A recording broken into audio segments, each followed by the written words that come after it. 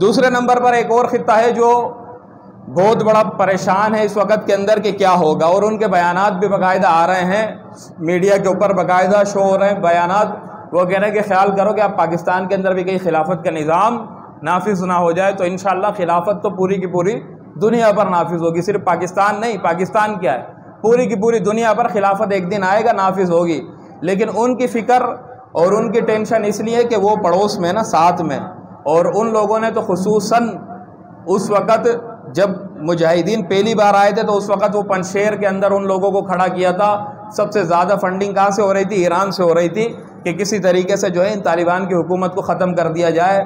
اور پھر جس خطوں کے اندر مجاہدین کو سب سے زیادہ نقصان دیا گیا ہے شام اور عراق کے اندر، تو وہاں پر جب مجاہدین کو نقصان ملا اور مجاہدین وہاں سے پیچھے ہٹ کر پسپا ہوئے تو اس جگہ پر جو حکومتیں قائم ہوئی ہیں تو وہ کون سی حکومتیں قائم ہوئی ہیں؟ انہی لوگوں کی حکومتیں قائم ہوئی ہیں۔ آج عراق کے اندر اور شام کے اندر بشار الاسد کی حکومت ہے۔ بشار الاسد وہ خبیث ہے کہ جس کے جھنڈوں کے اوپر لکھا ہوتا ہے نقل کفر کفر نہ باشد کہ لا الہ الا بشار، یہاں تک لکھا ہوتا ہے کہ بشار کے سوا کوئی زمین کے اوپر الہ نہیں ہے۔ کون ہے؟ رافضی ہے، کٹر رافضی ہے، خود اپنی خدائی کا دعویٰ کرتا ہے۔ ایران کدھر؟ عراق کے اندر اور شام کے اندر۔ اور حضرت امام مہدی جب نکلیں گے تو حضرت امام مہدی کے جو مقابلے میں قوم ہوگی وہ تو اہل روم ہوگا، اور دوسرے نمبر پر مسلمان اپنے آپ کو کہنے والے مسلمان، یہ پڑھ لیں آپ تاریخ کی حدیث کی کتب کے اندر، سفیانی کا لشکر جو حضرت امام مہدی کے مقابلے میں آئے گا اور جو اپنے آپ کو مسلمان کہے گا وہ اپنے آپ کو پیر طریقت کہے گا، اور وہ امام مہدی کا مقابل ہوگا، اور وہ اٹھے گا کہاں سے؟ اسی شام اور عراق کے علاقے سے۔ جو امام مہدی کا مقابل ہوگا اس کو امام مہدی ذبح کریں گے اپنے ہاتھ سے۔ تو یہ بھی کون ہوگا؟ انہی لوگوں میں سے ہوگا۔ یعنی شروع سے لے کر آخر تک مسلمانوں کو نقصان پہنچانے والے، خلافتوں کو نقصان پہنچانے والے وہ یہی لوگ ہیں۔ دیکھیں جب چند ہلاکوں نے حملہ کیا بغداد کے اوپر اور مسلمانوں کے خلیفہ کو جو دھوکہ ملا، کس کی طرف سے ملا؟ ابن علقمہ کی طرف سے ملا۔ ابن علقمہ کون تھا؟ وہ وزیر تھا اسی خلافت کا، لیکن شیعہ تھا، رافضی تھا۔ اسی نے دھوکہ دیا، خلافت کو ختم کیا۔ تو دیکھیں خلافت کبھی بھی کافروں سے جو بے دین ہیں ان سے ہضم نہیں ہوتی ہے کہ اس کے اندر صرف اور صرف اللہ تبارک و تعالیٰ کی حکومت ہوتی ہے، بندوں کی حکومت نہیں ہوتی ہے۔ یہ جو دوسرے دیگر جتنے بھی نظام ہیں اس کے اندر بندوں کی حکومت ہوتی ہے۔ جیسے ڈیموکریسی ہے، rule the people by the people on the people, ہاں، بندوں کی حکومت بندوں کی طرف سے بندوں کے اوپر، اور خلافت بالکل اس کے مقابل میں ہے، بالکل اس کے مخالف ہے۔ خلافت کہتے ہیں کہ زمین پر اللہ کی زمین پر اللہ کا نظام، اللہ کی زمین پر اللہ کا نظام۔ تو کدھر اللہ کی زمین پر اللہ کے نظام کو یہ لوگ قبول کریں گے؟ کبھی بھی قبول نہیں کر سکتے۔ تو جمہوری نظام تو بوکس نظام ہے، بیکار نظام ہے۔ اس کے اندر جتنی بھی حکومتیں ہیں وہ فیل ہو چکی ہیں۔ آج اگر دنیا کے اندر کوئی نظام پہلے اگر تھا تو وہ خلافت تھی، اور آج ہے تو وہ خلافت ہے۔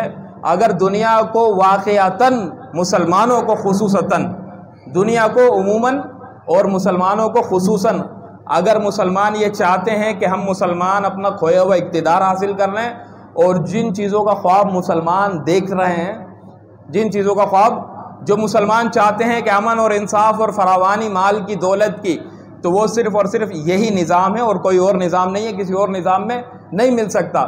دیکھیں وقت کی تنگی ہے، وگرنہ دیکھیں خلافت کا جو نظام ہے نا، اس کو تھوڑی سی دیر کے اندر اگر ہم اس کو غور سے دیکھیں نا، اس پر تھوڑا سا غور کریں تو آپ اس بات کو یاد رکھیں۔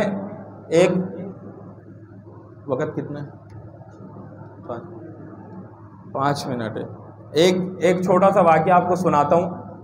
دیکھیں ایک گاؤں تھا، اس کے اندر ایک وڈیرا تھا جو نابینا تھا، اندھا تھا، اندھا، اس کو نظر نہیں آتا تھا، پیدائشی نابینا تھا۔ ایک دن اس گاؤں کے اندر ایک شخص آیا جس نے یہ آواز لگائی کہ میرے پاس ایک ایسا سرما ہے، اگر وہ سرما پیدائشی نابینا لگا لے گا تو وہ جو ہے بینا ہو جائے گا، دیکھنے لگ جائے گا۔ اس کی بیوی تھی، بہت بدصورت تھی، وہ اس کو کہتی تھی کہ میں اتنی حسین ہوں، اتنی جمیل ہوں، اگر تیری آنکھیں ہوتی تو دیکھتا مر جاتا، تو اگر میرے حسن کو دیکھتا تو مر جاتا، لیکن وہ بہت بدصورت تھی۔ یہ بیچارہ نابینا تھا، اندھا تھا، اس کو نظر نہیں آتا تھا، تو یہ کہتا تھا واقعتاً میری بیوی اتنی حسین ہے۔ ایک دن وہ جب سرمے والا آیا، اس نے صدا لگائی تو اس شخص نے اپنے نوکر سے کہا کہ جاؤ سرما لے کر آؤ، میں لگاؤں گا میری آنکھ صحیح ہو جائے گی، پھر میں اپنی بیوی کے حسن کو دیکھوں گا۔ تو بیوی نے اسی خادم کو بلایا کہ ادھر آ جا، اور آنے کے وہ جب آیا اس سے کہا کہ یہ لے اتنے پیسے، اور اس سرمے والے کو جا کر کے کہ تیرے پاس جتنی سرمے کی شیشیاں ہیں ان سب کو ضائع کر دے اور چلا جا، آئندہ کے بعد مت آئیو ادھر۔ نہ تو میرا شوہر سرما لگائے گا، نہ اس کی بینائی آئے گی، اور نہ ہی وہ میری بدصورتی سے آشنا ہو سکے گا۔ تو ٹھیک اسی طرح ہم اندھے ہیں، اندھے ہماری بینائی جا چکی ہے، ہمیں پتہ ہی نہیں ہے، اور ہمارے سامنے صرف اور صرف وہی دین اسلام اور خلافت کی وہ سخت قوانین کو پیش کر کے دکھایا جاتا ہے کہ دیکھو یہ ہے، یہ ہے، یہ ہے، اور وہ اصل چیزیں جو اس کے فوائد ہیں وہ ہمیں نہیں دکھائے جاتے، اس کے ثمرات نہیں دکھائے جاتے۔ تو ہم اندھوں کی طرح زندگی گزار رہے ہیں، اور اگر ہم سے کوئی پوچھتا ہے تو ہم کہتے ہیں ہمیں نہیں چاہیے، کیونکہ اگر اسلامی حکومت آ گئی تو گردنیں کٹیں گی، ہاتھ کٹیں گے، سنسار ہوگا، کوڑے لگیں گے۔ حالانکہ ایسی بات بالکل بھی نہیں ہے، اس کے اوپر وضاحت میں پہلے بھی کر چکا ہوں۔ خیر، اسلامی نظام کی یہ خصوصیات آپ لوگ پہلے اس بات کو ذرا سن لیں کہ دیکھیں، اگر نظام اسلامی ہمارے ملک کے اوپر نافذ ہو جاتا ہے تو سب سے پہلا فائدہ جو ہمیں ہوگا وہ یہ ہوگا کہ اسلام کے اندر ٹیکس نہیں ہے، محصولات نہیں ہیں۔ یہ جو حکومت ٹیکس لیتی ہے یہ ٹیکس اسلام کے اندر نہیں ہے، شرعاً حرام ہے، حکومت کے لیے یہ لینا حرام ہے۔ یہاں تک ہماری فتاوی کی کتاب میں لکھا ہے کہ جو حکومت ٹیکس لیتی ہو اس حکومت کا جو نوکری والا ہوگا، اس حکومت میں جو نوکری کرتا ہوگا، اس کے گھر کا کھانا پینا حرام ہے۔ یہ باقاعدہ فقہا نے لکھا ہے۔ لیکن دیکھیں، یہ میں آپ کو فتویٰ نہیں سنا رہا ہوں، مسئلہ بتا رہا ہوں، وگرنہ علماء نے آسانی کے طور پر کہا ہے کہ کیونکہ آج کل کا تو دور ہی ایسا ہے، وگرنہ سب کے لیے حرج لازم آ جائے گا۔ بتا رہا ہوں کہ اس طرح اس حد تک کبھی ہے ٹیکس لینا، اور یہ ٹیکس وغیرہ کچھ بھی نہیں ہے، صحیح۔ اور اس کے ساتھ ساتھ جو بنیادی چیزیں جو انسان کے جینے کے لیے بنیادی ضروریات ہیں، مطلب گیس، پانی، بجلی وغیرہ، یہ چیزیں جتنی بھی ہیں، جو ملک کی برآمدات ہیں، جو ملک سے ہی پیداوار ہے، ملک کی پیداوار، یہ ملک کی پیداوار کے اوپر حق عوام کا ہے، عوام سے 1 روپیہ بھی نہیں لیا جائے گا۔ یہ اسلامی قوانین کا باقاعدہ ایک نظام ہے۔ یہ ایک نظام ہے کہ بھئی جتنا بھی ملک پیدا کر رہا ہے نا، اس پر عوام کا حق ہے، اس پر حکومت کا حق نہیں ہے، عوام کو وہ فری کے اندر ملے گا۔ اور ساتھ ساتھ تیسرے نمبر پر جتنے بھی حکمران طبقہ ہوگا اور جو بھی سرکاری نوکریوں کے اوپر ہوگا، اس کی جو تنخواہ ہوگی وہ ایک مزدور کے جتنی ہوگی، زیادہ نہیں ہوگی۔ یا تو مزدور کی بڑھا دو یا اس کی کم کر دو۔